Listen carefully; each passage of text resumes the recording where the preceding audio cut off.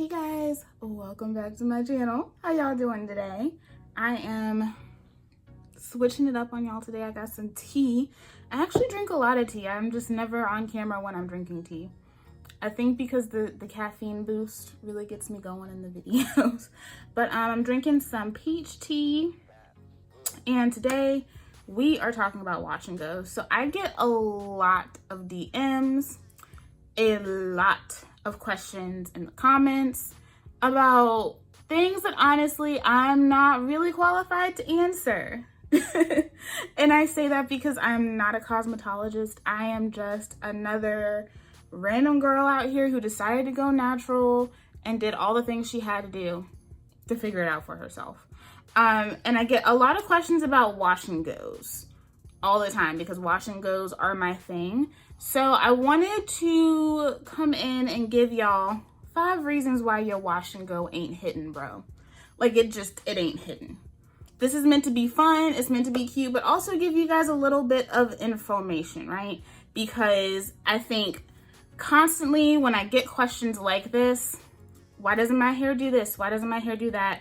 Etc, etc, etc. There are very specific things that a lot of you guys aren't doing that are hindering you from being successful, not only in achieving a style, but having a successful journey. And I genuinely believe that everybody can wash and go. The problem is that not everybody likes their wash and go, and that's a whole nother discussion. But we're gonna talk about the 5 reasons that your wash and go ain't it, sis. So if you're interested in hearing about all those, then just keep on watching. Okay, so reason number 1 why your wash and go ain't hidden. And if you watch me, you know what I'm gonna say, your hair is dirty, bruh. One thing that I've really discovered throughout my natural hair journey is that in trying to do a wash and go, what is a wash and go, first of all? Because I think a lot of people just think you're just supposed to wash your hair and step out the shower, and it really isn't that. Wash and goes are meant to set your style in its curl pattern. That's all that it is. It don't matter what other steps you do in between. You are setting your style in your curl pattern.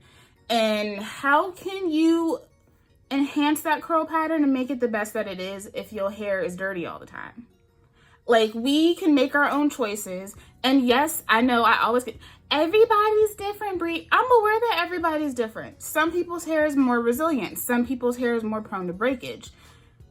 Some people can get away with doing things that a whole lot of us can't do. And a lot of those people are on YouTube telling you to do shit you shouldn't be doing to your hair. I'm just being real with you. But the fact of the matter is, if you believe in porosity, then why don't you care about the restrictions that your hair will have when your hair is dirty? If your hair is built up and coated, it's not properly taking in moisture. Dirty hair is not moisturized hair. And a lot of people worry about looking for the best leave-in ever and the best ingredients, but still won't wash their hair. It doesn't matter if you have good ingredients if none of those ingredients can get into your hair strand. It doesn't matter if you have the most moisturizing leave-in conditioner on the planet, because it ain't going nowhere. It's just gonna sit right on top. And dirty hair not only prevents you from getting moisture into your hair strand, but what dirty hair will also cause is build up a product in flakage. It may also cause your products not to mix. Also remember that the things that are sitting on your hair strand are going to mix in with the products that you're using. So if you have old product stuck in your hair, it is going to come in contact with those newer products and curdle. So you don't know what is effective and what's not if your shit is dirty. So just wash your hair, bruh. We have so many great options when it comes to cleansers. More and more brands are really playing around with different types of surfactants and cleansers. There are so many options on the market, and you can get really, really good sulfate-free cleansers without having to break the bank as well. There are so many options, so many things for you to try. I highly suggest you look up the different types of surfactants that are out there and make the best decision for your hair. But you do need clean hair. You need clean hair. If your hair ain't clean, your wash and go ain't gonna be popping. It's just gonna become a crusty, built up mess. And who wants that? Who wants that? Nobody. So the second reason why your wash and go ain't popping You trying to make your hair look like somebody else's, sis. And it's not gonna happen. It's not gonna happen. Your wash and go is going to emulate what you have on your head. And a lot of people spend time trying to adopt other people's regimens, other people's favorites, other people's opinions, trying to make their hair look like somebody else's. And I get this because for a long time, I did not understand why my curls were not dropping. I did not understand why I didn't have the volume that all these other girls on YouTube had. It took me about a year to get it. But the reality is there's so many things that are different about your hair. And it's not just all about curl pattern either. We put a whole lot of stock into curl pattern and porosity, all that good stuff, when I feel like a whole lot of that is just using common sense. I'm just going to be real. And I'll talk more about my opinion on that in the next few ones. But how much hair you have on your head, how many follicles are actually physically on your head are going to affect how your wash and go turns out. The thinness or thickness of your hair strand is also going to affect how your hair turns out. There are so many things that are going to affect the way that your wash and go turns out. And for a lot of people, it's not that their wash and go isn't good. They just don't want their hair to look like their hair. And that's a mindset that you have to get out of. You have to stop allowing people to make you feel like their hair is hair goals. You have to stop allowing yourself to fall into that trap of, oh, well, this person's hair is beautiful and my hair is never going to look like that, so I could never wash and go. If you don't like the way your hair looks, you're never going to have a good wash and go, because you're going to be trying to go out of your way to make your hair look like somebody else is doing a bunch of crazy stuff to it when it's never going to look like the next person's. I have never seen two of the same people who have the same ass wash and go. I'm just being real.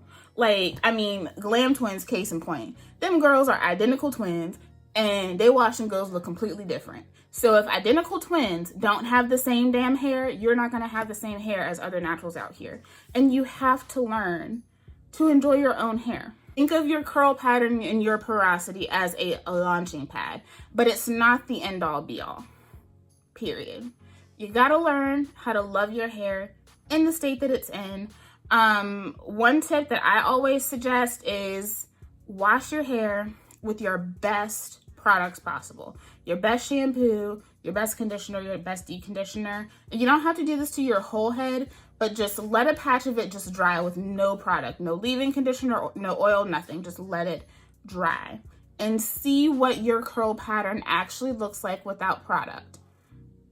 Understand where you're at, and then that way you can take what your hair looks like, what you want your products to do, and plug that in from there. You gotta learn your own hair, guys. You gotta learn your own hair. So, big part of the reason why y'all can't get a good wash and go is because you're trying to make your hair look like somebody else's, sis. And don't, because your hair is beautiful as hell, boo. It's beautiful. Stop letting other people and stop letting this facade that is social media make you think that your hair ain't beautiful, because it is, sis. And I'm here to tell you that it is. Period. This is a big one, y'all. This is a big one. And I used to be like this.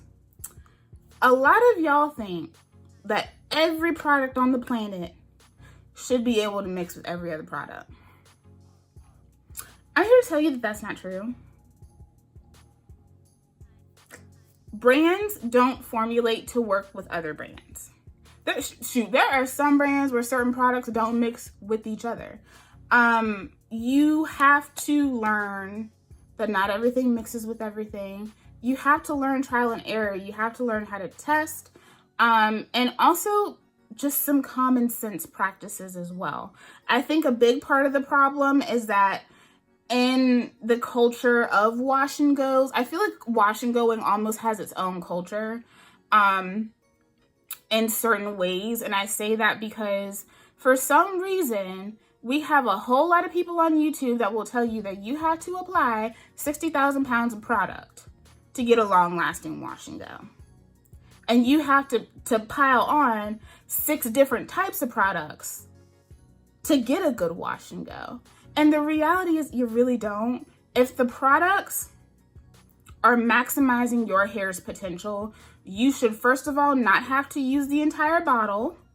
And you should second of all not have to use 5-6 different products to actually see results. And at that point, are you really even seeing results? Like, for real, are you really seeing results? For example, let me talk about, y'all remember that little Garnier Curl Treats line that came out?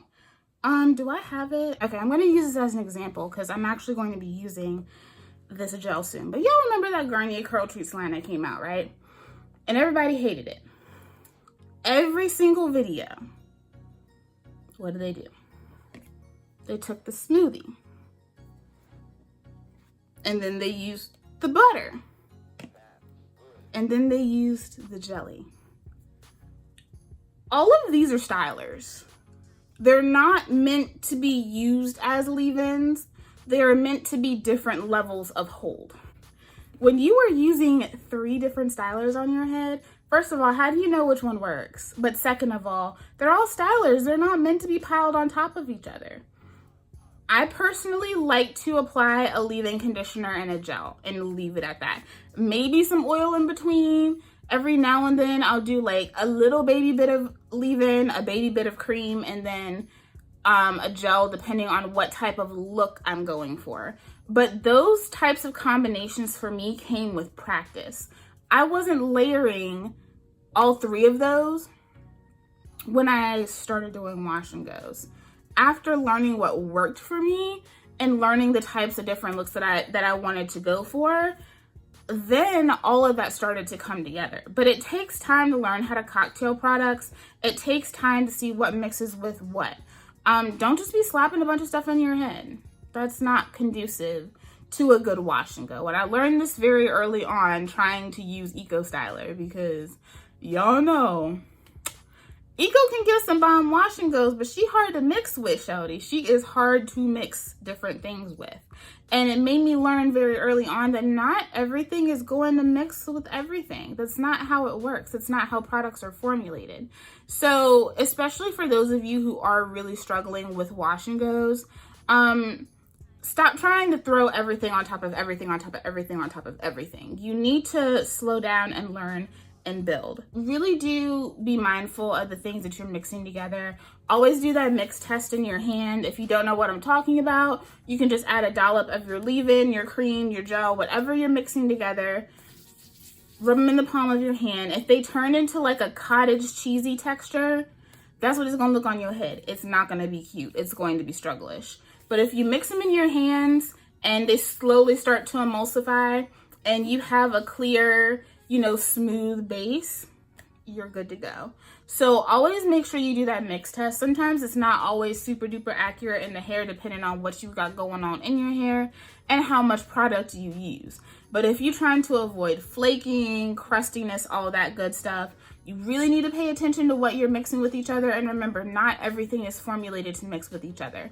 So be smart about how you cocktail your products. I feel like this is something that a lot of people don't want to acknowledge at all. Especially for those of us who do videos and rarely super dislike products, It's always, you can't make anything work. Yes. Why? Because if you don't have technique, you don't have results. Technique matters, guys. I think a lot of times we fail to address our technique and put way more stock into your hair type, your porosity, all this stuff.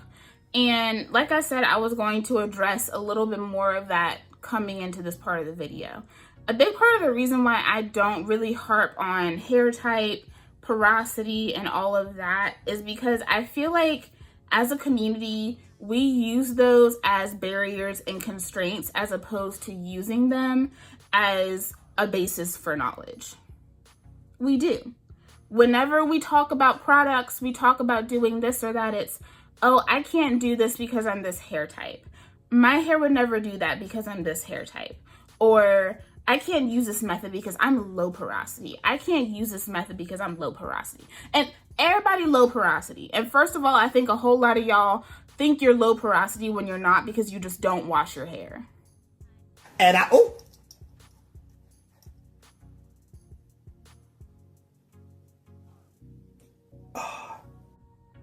I kind of went off there a little bit, I'm sorry.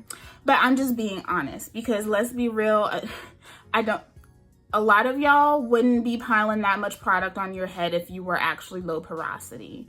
I'm just saying. A lot of people talk about porosity as if it is this huge constraint, and it really isn't. A lot of people don't understand porosity because a lot of the people who are talking about porosity on YouTube don't understand porosity. And all it is rate. That's all it is. But a big part of the reason, like I'm saying, when it comes to technique, we don't talk about technique because we're too busy talking about porosity and hair type and texture and all this stuff, and we pulling out charts, and it's just, guys, it should never be that hard. Like, it really shouldn't. It should never be that hard. And like I said, you can use these things as a basis for your understanding, but common sense and technique trump everything. And so your technique and your consistency within that technique is what is going to help you, first of all, learn what you want your hair to look like, but also make sure that you have consistent results. There's a reason why I can try a product and it's garbage, but my hair still doesn't look like garbage. You know what I mean? I can try a product and I don't like how it feels. I feel like my hair is dry or whatever, but technique matters. And you guys notice I use the same technique over and over and over again. You guys know my technique. You just plug the products in. And for me, it looks easy because I've been doing the same technique for like 3 years. When I started learning how to do wash and goes, I watched different videos and I pulled different ideas from different places. People with different hair types, people that lived in different environments, people that had different lengths. And I pulled those things and pulled those ideas and tried different things to see what worked. And some techniques were really bad for my hair, and some really, really, really worked out. For me, I get a lot of questions about how I section my hair. So a big part of my technique is being intentional with how I section, even though my parting really does suck. We've already talked about this. I suck at making parts in my hair, okay? I know I do. I suck at it. But I'm very particular about how I part my hair because I want my hair to lay in the style that I set it in. So if I part my hair down the middle, and then when I'm finished applying all the product, I swoop my hair to the side, you will still be able to see that middle part right here. But I've discovered that with my hair type, my strands are thin enough to where I don't have to do 4 equal sections. I can divide my hair into 3 sections and maintain the shape that I want my hair to have without maintaining the dreaded widow's peak middle part that I usually have if I do my hair in 4s. This is something that took me a minute to learn. Also, technique involves how much product you're applying. I've learned I don't need to apply a ton of product, especially if my hair is nice and moist and juicy from my deep conditioner. SIS only using a little baby bit of leave-in. It takes a long time for me to get through a leave-in conditioner because usually my hair is already well prepped. That's all part of technique. The amount of product that you apply, the way that you part your hair, the way that you apply your products. The praying hands method is going to give you a different look from doing finger coils or the shingling method. Raking your hair is going to give you a different look from doing prayer hands or shingling. And those are things that you have to play with and experiment with and see what's best with your hair. And some techniques work better depending on the product. I have some gels that look really, really good when I smush it in and, prayer hands it out. I have some that look way better if I rake them through. Sometimes I don't even do a full raking method. I will rake with my first 2 fingers and smooth with my thumb. You guys see me do that a lot. And that kind of gives me the best of both worlds. And I find myself doing that a lot with my hair. I'm very particular about my technique in terms of how I apply my products. And I always have my water handy because if a product tells me not to put it on dry or damp hair, then I'm not going to put it on dry or damp hair. They tell you that for a reason, right? So technique matters. We put so much stock in all the other things. Use that as your baseline, but you still have to build somewhere. And a lot of you guys aren't getting the success that you want because you're still stuck here at the baseline and you're not building upon anything. If you're not building upon anything, then you're not actually going to achieve results, and you're going to stay in a continuous loop of I can't do this, I can't do this, I can't do this, I can't do this. And I'm just telling you guys, like, I have had so many people reach out to me who do not have my hair type at all. 4B, 4C, coarse, super kinky hair, and they're like, Bree, I have been listening to everything that you have said, and I'm finally seeing like my curl pattern, like it's really flourishing. Like I can wash and go and it looks good and it lasts for a few days. Y'all, technique matters. Learning your hair matters. I don't say this stuff just to say it. I say it because I've lived it. And the beautiful thing about being consistent with that technique, once you find something you like, stick with it.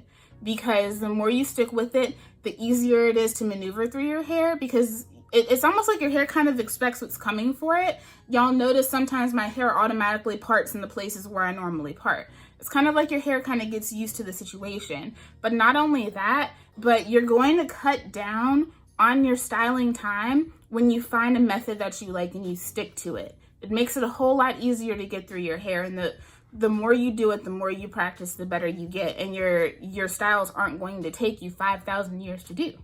So that really helps too. The final tip, the final reason, and I think I'm actually going to do a video on how I do this because this is a question that I'm getting a lot.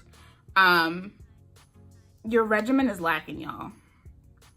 Your regimen is lacking, your hair is stressed out, and she don't want to do what you tell her to do. Now listen, natural hair is finicky anyway. There are some days where I'm like, I have nourished you. I have given you the best shampoo, the best detangling session, the juiciest, most supple deep conditioner of life. I gave you leave-in conditioner made of angel's tears. I topped you off with the sickest gel in the land. And you turn around and act busted as hell. How dare you? That's how natural hair be sometimes. That's how natural hair is sometimes. And it just is what it is. But your regimen is so important. And a lot of you guys reach out to me and you have absolutely no regimen and you expect me to give you a regimen. And the problem with that is that I cannot build a regimen for you. The basis of hair, shampoo, condition and or deep condition, style. Those are the basic things that you should be doing. But your regimen is not just products. Your regimen is how often are you doing it? What conditions do you live in? Do you work out a lot? Do you have a physical job? Those are all things that account for your regimen and how you choose to style your hair, when you choose to style your hair, etc. So for example, for me, when I was working in field research, bitch was in fields for like 4 or 5 hours a day and like 90-degree heat, okay? I had to wash my hair a lot. That's kind of how I started co-washing, because I found myself having to constantly wash my hair, and I was like, okay, I love my shampoo, but I can't shampoo this much. You know, I was out doing field research every other day. So I'm like, I can't shampoo my hair this much. So what am I gonna do? That's why I started co-washing. So my basic regimen is shampoo, co-wash midweek. I style with both of those. I find that when I do that, when I co-wash, my hair is relatively clean if I use light products at the beginning of the week and then use my heavier products at the end of the week after I co-wash. This is something that I'm going to take you guys all through, but your regimen is very important, and no one can develop that regimen for you unless it's your stylist who sees you every week, because YouTubers don't live in your shoes and we don't do your day-to-day. So there may be very different reasons as to why you maybe need to have your head hit water every 2 days, whereas someone else may have 2 full-time jobs, a side job, and be a mom. And they may not have the time. Actually, it's not a may not. They don't have the time to do all that. I don't know why YouTubers get so upset when people say, but I don't have the time to do all this, because let's be real. Those of us who do that, we, like, even me, with having an actual job and doing YouTube, like, I still have more time on my hands than the average person, right?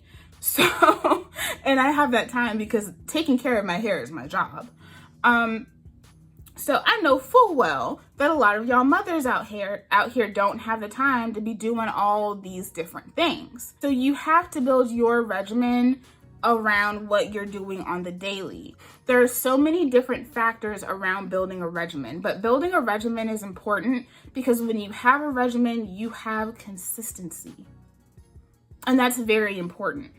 So for me, I discovered, hey, I prefer not to go a full week with one wash and go. That's my preference for my hair. I find that I retain the best moisture.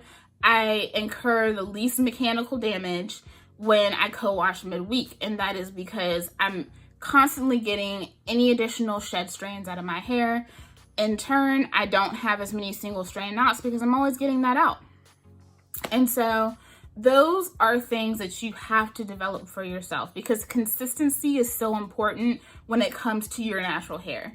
It doesn't matter if you did the good thing one time and then didn't do anything to your hair for 2 months. Like, you're not going to achieve results and you're not going to get the wash and go that you want to see if you just do your hair one time and then come back, you know, like in June, and you haven't touched your hair and you have so much more work to do because you haven't been consistent with your regimen. And the good thing about establishing a good regimen and keeping up with it is that I have also found that, you guys know I have endo, and so I flare up, especially like when it's really, you know, things are stressful. Sometimes I flare up more often than other times. And so for me, when I have a good regimen, if I have a day where I can't touch my hair, I have to skip a wash day, there's just things that I cannot do, or maybe I have a flare up for a few days, my hair isn't as affected because I've been doing those good things to my hair. And so my hair is not automatically going to turn on me overnight. And that's the beautiful thing about having a good regimen. And if you don't have a regimen, you need to get one. You need to start working on one. If you have hair goals that you're trying to achieve, you need to start developing a regimen, because that is going to help you get to where you want to go more than anything else. It's bigger than the products. It's bigger than the hair type. It's bigger than the porosity. If you have no regimen, none of that matters. It really doesn't. You could have all the best products in the world and not have a regimen and your hair still be looking busted because you don't take care of it, period. So, just saying. That is it for this video. Top 5 reasons why your wash and go ain't it, boo. I hope you guys enjoyed this video. I meant for it to be fun and lighthearted, but also just remind you guys of a lot of the things that I think we already know, but sometimes we let the social media like get into our ear and we be forgetting and we don't really listen to what we know we should be listening to. I promise you guys, anything that you want to do, you can do it. Stop allowing yourself to set limitations for your hair. Anything that you want to do, you can do it. But you have to be realistic and you have to make sure you're setting those goals and doing smart things to achieve the goals that you have. I'm so tired of, and I was talking to my boo Xavier about this. I feel like as a community, we are so defeatist and I'm so tired of it. All we hear is, I can't do, I can't do, I can't do. And I'm tired of y'all telling me what you can't do. I want to know what you can do. I'm just saying, like, shout it to the heavens. What can you do? Because I know there's a whole lot more that y'all can do, but we be too worried about the stuff that we think we can't do. I'm so tired of the defeatist attitude of the natural hair community, and I'm just not doing it anymore. So I want to really come on and make sure that I am encouraging you guys to latch on to the things that you already know to gain more success in your hair journey. But yeah, I hope you guys enjoyed this video. I know y'all are probably peeping that new main choice back there. We're gonna have a lot of new stuff coming. I got the PAL collection over here. We're gonna be doing the Amazon collection soon. I'm really excited. So I hope you guys enjoyed this video. Let me know what other like tips type videos or videos on ingredients or what other things that you guys would like to see, and I will come through with it for you. I hope you guys enjoyed. I love you so much, and I'll see you on the next one. Bye.